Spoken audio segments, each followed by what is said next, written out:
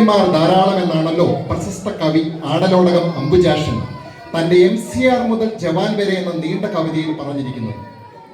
ആടലോടകത്തിന്റെ വാക്കുകൾക്ക് ആദരാജ്ഞകൾ അർപ്പിച്ചുകൊണ്ട് ഞങ്ങൾ ഒരു കൂട്ടം കുടിയന്മാർ ഒരു കൂട്ടം കലാകാരന്മാർ നിങ്ങളുടെ മുമ്പിൽ അവതരിപ്പിക്കുന്ന ജീവിത നാടകം ഭാര്യ ദുഃഖമാണുണ്ണി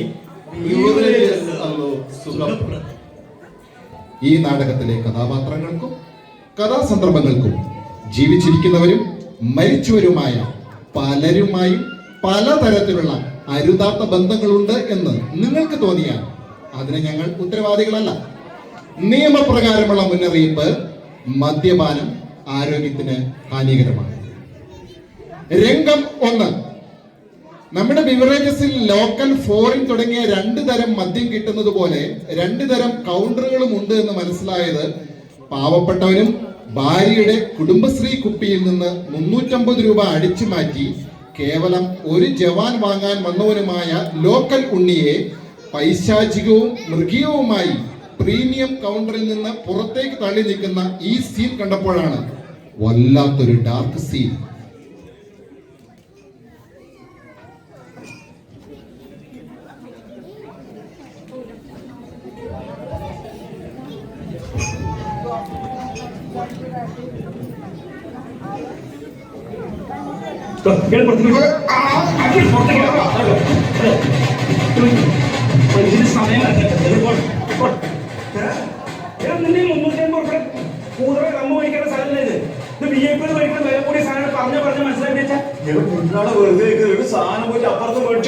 ഒരു ജവാനെ ചോദിച്ചില്ലേ?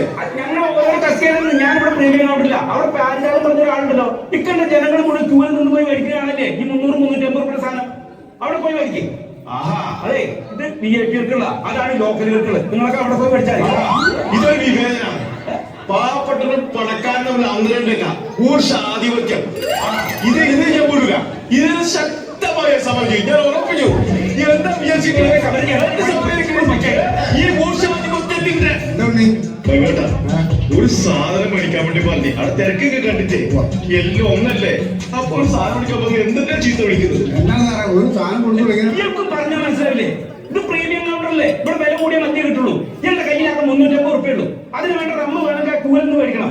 ഇത് നിങ്ങളെപ്പോലെ ലോക്കലേക്കാണ് ആക്കുവോ? അവിടുന്ന് മേടിക്കണം. ഞങ്ങള് ചക്കക്കുരു വല്ല കാശ് കൊടുക്കണത്. കാശ് കൊടുക്കണ പറഞ്ഞാൽ നിങ്ങൾ 1500 ഉറുപ്പ സാധനം വേണ്ട. നിങ്ങളെ വേണ്ടത് അവിടുന്ന് മേടിച്ചാൽ. പക്ഷെ കുറച്ച് ദിവസം മാന്യമായിട്ട് ഞാൻ മാന്യമായിട്ട് സംസാരിക്കണേ. ഇടാനേ പറ്റുള്ളൂ. ഈ കണ്ടുപിടിക്കാൻ വന്നവരല്ലേ?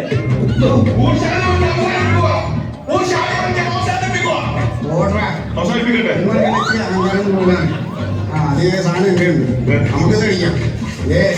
നീ വാ, എന്നോട് വാ, വിഷമിക്കില്ലേ? അത് കളായി തൊഴിലാളി